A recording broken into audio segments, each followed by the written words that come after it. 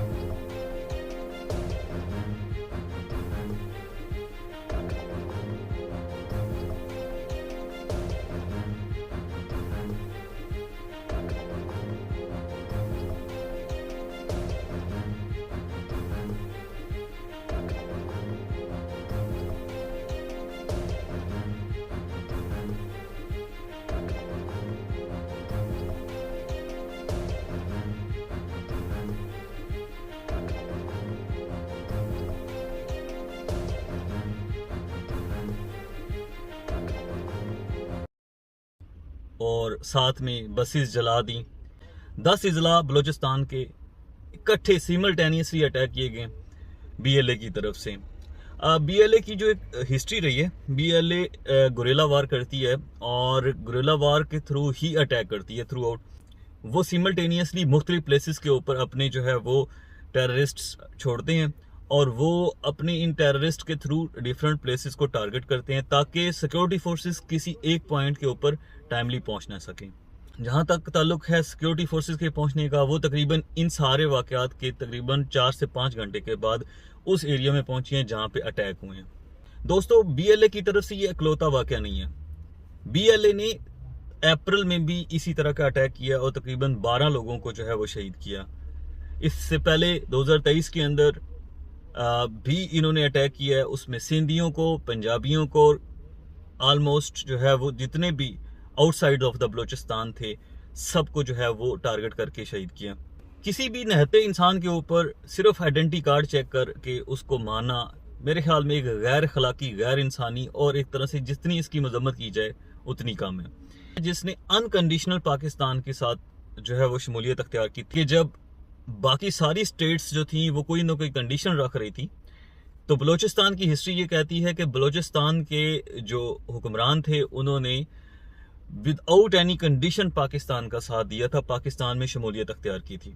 और Bloch supreme leader नवाब अकबर बुगटी, जिसको बहुत ज़्यादा ये जो है वो पसंद करते हैं और जिसके बहुत ज़्यादा ये फ़ैन हैं, उन्होंने जब अपनी पॉलिटिक्स का आगाज़ किया था 1947 में, तो उन्होंने भी पाकिस्तान के हक में वोट डाल के, पाकिस्तान की फेवर में वोट डाल के उन्होंने अपनी सियासत का आगाज़ किया। और पाकिस्तान के साथ उनकी एक तरह से मुहब्बल वतनी जो है वो बहुत ज़्यादा प्रोमिनेंट थी और वो प्रो पाकिस्तान थ्रू आउट चलते रहे हैं। आखिर क्या वजह बनी है कि बलूचिस्तान नफरत में इस लेवल तक आगे बढ़ गए कि वो सिर्फ और सिर्फ सिक्योरिटी फोर्सेस को टारगेट नहीं कर रहा, वो सिविलियंस और आउटसाइड्स ऑफ द बलूचिस्तान जितने लोग हैं उनको टारगेट कर रहा है। ना सिर्फ उनको, बल्कि जो चाइनीज़ हैं वहाँ पे गवादर पोर्ट के ऊपर काम कर रहे हैं, उनको भी वो टारगेट कर रहे हैं। तो कोई ना कोई तो पीछे रीज़न रही होगी। आज इस वीलॉग के अंदर हम उस रीजंस को ढूंढने की कोशिश करेंगे और ये भी जानने की कोशिश करेंगे कि कब BLA ऑर्गेनाइजेशन बनी और उसके कौन कौन से लीडर्स रहे हैं और अब इस वक्त करंट उनका जो है लीडरशिप किसके हाथ में है।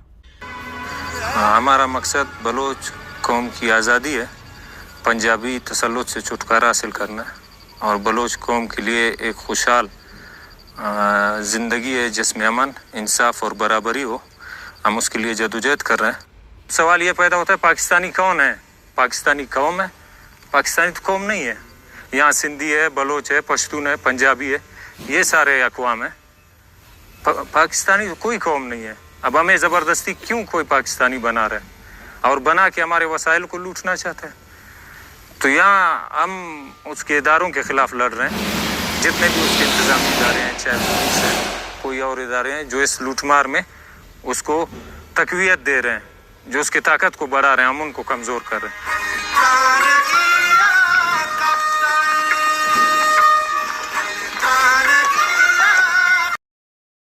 दोस्तों 1973 से लेकर 1977 तक बलूचिस्तान इंडिपेंडेंस की जो है वो एक तहरीक चली थी। आपको ये जान के हैरानी होगी, तो ये जो तहरीक थी इंडिपेंडेंस की बलूचिस्तान की, वो पाकिस्तान से नहीं इनिशिएट हुई थी, बल्कि ये कंधार अफगानिस्तान से इनिशिएट हुई थी।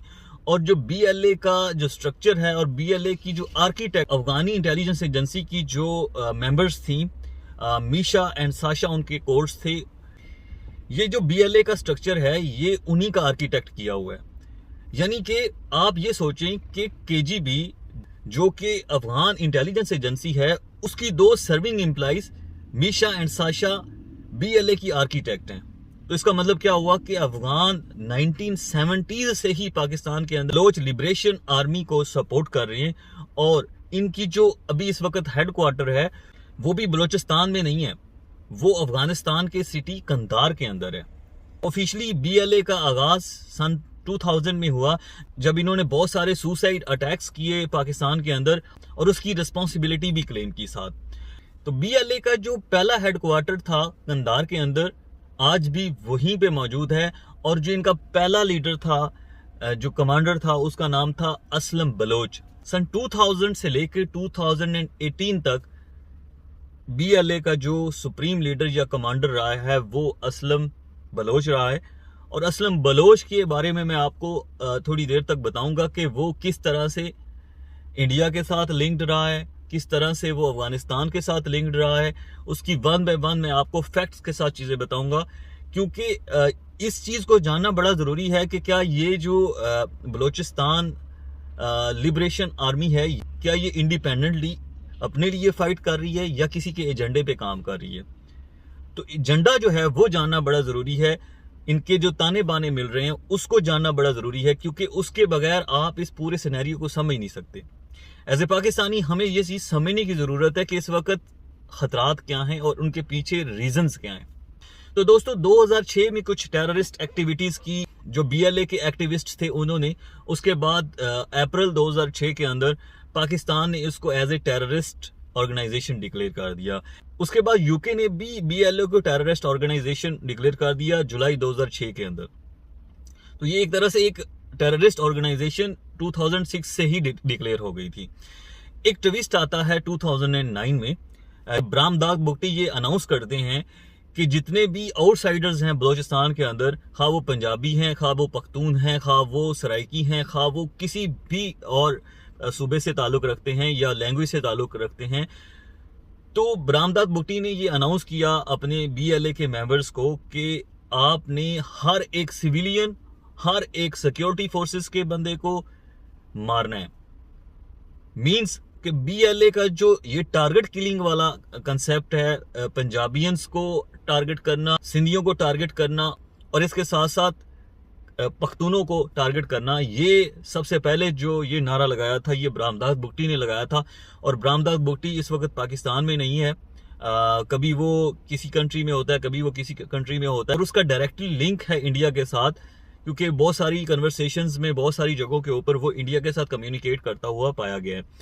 तो उसके इस अनाउंसमेंट के बाद, उसके इस ऑर्डर के बाद जितने भी जो BLA के जो टेररिस्ट थे उन्होंने 500 के करीब जो है वो लोगों को टारगेट करके उनके आइडेंटिटी कार्ड देख के जगह जगह पे उनको जो है वो मारा, शहीद किया। और उन्होंने ये नहीं देखा कि ये लोग वहाँ से अपना इलाका छोड़ के मेहनत मजदूरी करने के लिए आए हुए हैं यहाँ पे। इसके पीछे रीजंस क्या थी, इसके पीछे रीजंस एंड लॉजिक मैं आपको समझा देता हूँ। रकबे के लिहाज से बलूचिस्तान बहुत बड़ा सूबा है, तो बलोच ये समझते हैं कि पंजाबियों को, पख्तूनों को और सराइकियों को आबाद करना चाहती है पाकिस्तान आर्मी और पाकिस्तान की गवर्नमेंट, ताकि यहाँ पे माइग्रेंट्स की तादाद ज्यादा हो जाए और इस एरिया में बलोच जो है वो माइनॉरिटी में चले जाएं। तो इस खतरे के पेश नजर वो टारगेट करते हैं जितने भी माइग्रेंट्स आते हैं पंजाब से, केपीके से या सिंध से, उन लोगों को वो टारगेट करते हैं। इसके पीछे एक और लॉजिक भी है कि बलोच जो है, बीएलए के लोग या बलोचिस्तान की जो कॉमन पीपल हैं, वो ये समझते हैं कि जो पाकिस्तान की आर्मी है वो पंजाब डोमिनेंट आर्मी है, तो पंजाबी चौके ज्यादा है पाकिस्तान आर्मी में। अगर हम पंजाबियों को हिट करते हैं, पंजाबियों को मारते हैं, तो ज्यादा जो है वो शिद्दत का एहसास होगा पाकिस्तान आर्मी को और उनको ज्यादा तकलीफ होगी। इस वजह से वो पंजाबियों को टारगेट करते हैं कि पंजाब डोमिनेट कर रहा है पाकिस्तान आर्मी को, क्योंकि पॉपुलेशन के हिसाब से पाकिस्तान का सबसे बड़ा सूबा पंजाब है, तो उस हिसाब से प्रोपोर्शन जो है पाकिस्तान आर्मी में डेफिनेटली पंजाब का ज्यादा ही होगा। तो इस वजह से वो पंजाब डोमिनेट आर्मी समझते हैं, इस वजह से वो पंजाबियों को ज्यादा टारगेट करते हैं। 2009 के बाद जो दूसरा बड़ा अटैक किया था बीएलए ने, वो किया था 2019 के अंदर। ग्वादर पोर्ट की वजह से चाइनीज को टारगेट किया, वो भी पीसी होटल के अंदर जाके उन्होंने अटैक किया और कुछ चाइनीज को असैसिनेट कर दिया। अब इससे ये हुआ कि जितने भी इंजीनियर्स या जितने भी लोग चाइनीज काम कर रहे थे ग्वादर के अंदर, उनके अंदर एक खौफ और हरास की जो है वो फिजा कायम होगी। इससे नुकसान ये हुआ कि जो वर्किंग चल रही थी, जो ग्वादर पोर्ट के ऊपर बड़ी स्पीड से काम चल रहा था, चाइनीज इंजीनियर्स काम कर रहे थे, उनके अंदर एक डर का खौफ पैदा हो गया और चाइनीज की स्पीड जो है वो काम करने की स्लो हो गई। ग्वादर पोर्ट को जो अब तक फंक्शनल हो जाना चाहिए था, वो अब तक फंक्शनल नहीं हो पाई। चाइनीज गवर्नमेंट ने पाकिस्तान आर्मी को और पाकिस्तान की गवर्नमेंट को बारहा ये बात बताई कि आपको इस एरिया को 100% सिक्योरिटी क्लियर करना पड़ेगा, ताकि ग्वादर के अंदर जो काम हो रहा है उस काम को जो है वो अच्छे तरीके से किया जा सके और काम को स्पीडी करके इसको जल्दी से जल्दी कंप्लीट किया जा सके। ग्वादर अटैक के बाद यूनाइटेड स्टेट ऑफ अमेरिका ने भी बीएलए को टेररिस्ट ऑर्गेनाइजेशन डिक्लेयर कर दिया। दोस्तों, मैं अब आपके साथ कुछ फैक्ट्स शेयर करूंगा जिससे ये चीज साबित होगी कि कैसे इंडिया और अफगानिस्तान जो है वो फॉरेन एड के थ्रू और अपनी फॉरेन डायरेक्ट इन्वॉल्वमेंट के थ्रू बीएलए को जो है वो सपोर्ट कर रहा है और किस तरह से बीएलए की सपोर्ट में इंडिया किस हद तक आगे जा चुका है। क्योंकि बीएलए की सपोर्ट इंडिया इसलिए कर रहा है कि बलूचिस्तान के अंदर अनारकी रहे और वो पाकिस्तान से सेपरेट होने के लिए अपनी मूवमेंट को जारी रखें। अर्ली 19 में जो मुल्क पाकिस्तान के खिलाफ बलूचिस्तान के लोगों को भड़का रहे थे, उनमें इराक, इंडिया और अफगानिस्तान शामिल थे। ये जितनी भी एक्टिविटीज हो रही हैं टेररिस्ट की और जितनी भी सारी बीएलए की जो है वो ऑर्गेनाइजेशन है, वो अफगानिस्तान के अंदर अभी भी जो है वो वहां पे एक्टिव है और वहां पे ही इनका कंधार के अंदर हेडक्वार्टर है। कंधार और जलालाबाद की जो दो स्टेट्स हैं, वहां पे इंडियन कॉन्सुलेट जो है वो थ्रू आउट जो है वो एक्टिव हैं। बीएलए के जो लीडरशिप्स हैं, जो कमांडर्स हैं, उनके साथ जो है वो कम्युनिकेट भी करते हैं, उनको फाइनेंशियली भी सपोर्ट करते हैं। इसके साथ साथ जो उनको प्लान्स हैं, वो जो एक्टिविटीज उन्होंने करनी होती हैं, टेररिस्ट एक्टिविटीज, उसके बारे में गाइडेंस देते हैं और साथ में इंटेलिजेंस जो है वो इंफॉर्मेशन भी शेयर करते हैं। जो असलम बलोच है, वो अफगानिस्तान के जो चीफ पुलिस ऑफिसर हैं, उसके घर में तकरीबन 5 से 6 साल रहा है। अब आप खुद सोचिए कि अफगान गवर्नमेंट किस तरह से, इससे पहले जो केजीपी की इंटेलिजेंस एजेंसी की जो 2 मेंबर्स थी या 2 एम्प्लॉइज थी, उन्होंने बीएलए को आर्किटेक्ट किया। अब अगली जो बात मैं आपके साथ शेयर कर रहा हूं वो ये है कि बलूचिस्तान के जो मेन लीडर हैं, सुप्रीम लीडर या मेन कमांडर हैं, असलम चाची, वो 6 साल अफगान पुलिस चीफ के घर में रहा है कि इस लेवल तक अफगानिस्तान के लोग जो हैं वो बलूचिस्तान के अंदर इंटरफेरेंस कर रहे हैं। इसके साथ साथ एक इंडियन राइटर है डेविड राइट, उन्होंने एक बुक लिखी है बिसाइड्स पाकिस्तान। उसके अंदर उन्होंने क्लियरली मेंशन किया है एक पूरी रिसर्च के बाद कि इंडिया डायरेक्टली इन्वॉल्व है पाकिस्तान के अंदर बीएलए को सपोर्ट करने के लिए। द हिंदूज जो इंडियन अखबार है, वो लिखता है कि एक बीएलए कमांडर का तकरीबन 6 मंथ तक जो है वो ट्रीटमेंट चलता रहा है इंडिया के अंदर। उसने अपनी आइडेंटिटी छुपाई हुई थी और वो इंडिया में 6 मंथ तक अपना मेडिकल ट्रीटमेंट करवाता रहा। इसके साथ साथ द हिंदूज ये भी लिखता है कि एक खुजदार में जो कमांडर था बीएलए का, वो तकरीबन 6 मंथ तक वो इंडिया के अंदर प्रॉपर जो है वो रहायश पजीर रहा है। तो वो किसी ना किसी लिंक के थ्रू वहां पे पहुंचा है और किसी के पास रहा है, तो डेफिनेटली कुछ ना कुछ उसको इन्फॉर्मेशन भी वहां पे मिलती रही होगी और कुछ ना कुछ उसके साथ जो है वो एक तरह से इन्फॉर्मेशन शेयरिंग होती रही होगी। 6 महीने में उसको कुछ ना कुछ ट्रेनिंग मिलती रही होगी। इसके साथ साथ जो असलम बलोच है, जो 2000 से लेकर 2018 तक BLA का जो लीडर रहा है या कमांडर रहा है, उसने भी न्यू दिल्ली से अपना ट्रीटमेंट करवाया है किडनीज का। तो सारे के सारे BLA के जो कमांडर्स हैं वो अपना ट्रीटमेंट करवाने के लिए कहाँ जा रहे हैं? इंडिया जा रहे हैं। इंडिया के अंदर उनको एक तरह से सेफ होम्स मिले हुए हैं, उनको सेफ प्लेसेस मिली हुई हैं जहाँ पे वो जाके स्टे करते हैं, वहाँ पे फाइनेंशियली उनको पैसे भी मिलते हैं, वहाँ पे वो अपना ट्रीटमेंट भी करवाते हैं और वहाँ से वो ट्रेनिंग भी लेते हैं। ट्रेनिंग के साथ साथ वहाँ पे जो है वो इन्फॉर्मेशन शेयरिंग भी होती है, इंटेलिजेंस इन्फॉर्मेशन शेयरिंग होती है। इंडियन राह जो है वो उनको डिफरेंट किस्म की इन्फॉर्मेशन शेयर करती है ताकि जो वो अब पाकिस्तान के अंदर आके इस तरह की टेररिस्ट एक्टिविटीज कर सकें। ब्राह्मदास बूटी के बारे में मैं आपको बताता चलूँ कि वो भी डायरेक्टली इन्वॉल्व है राह के साथ और राह के साथ इंटरलिंक्ड है। उनसे जो है वो इंफॉर्मेशन शेयर करता है और वो इंफॉर्मेशन और ऑर्डर पासिंग करता है जो BLA के जो यहाँ के लोकल कमांडर्स हैं उनके साथ। तो इस तरह से ये ऑर्गेनाइजेशन पाकिस्तान को डिस्टेबलाइज करने के लिए, इनोसेंट पीपल्स को मारने के लिए, असैसिनेट करने के लिए डिफरेंट रिसोर्सेज से इंफॉर्मेशन इकट्ठे करते हैं, फाइनेंशियल सपोर्ट हासिल करते हैं और वहाँ बलूचिस्तान के अंदर आके अटैक करते हैं। पाकिस्तानी फोर्सेस जो हैं वो अपनी तरफ से पूरी कोशिश करती हैं, चूँकि एरिया बहुत बड़ा है, डिस्टेंस बहुत ज़्यादा है, इस वजह से उसको कवर करना इतना आसान है। और दूसरा, इनकी जो जितनी भी कमांडरशिप है वो सारी की सारी अफगानिस्तान में बैठी हुई है। खजदार में, जलालाबाद में, कंधार में इनका पूरा एक नेटवर्क है, इनके सारे लोग वहाँ पे हैं। तो इस तरह से वो वहाँ पे बैठ के बस फॉर टाइम बीइंग यहाँ पे आते हैं या यहाँ के लोगों को इन्वॉल्व करते हैं। मेन लीडरशिप यहाँ पे आती नहीं है, इस डर की वजह से कहीं सिक्योरिटी फोर्सेस उन तक पहुँच ना जाएं और उनको उनका निशान इबरत बना सकें। इंतहाई अलमनाक वाक़या है। पूरा पाकिस्तान इस खबर को सुन के बहुत तशवीश का शिकार है।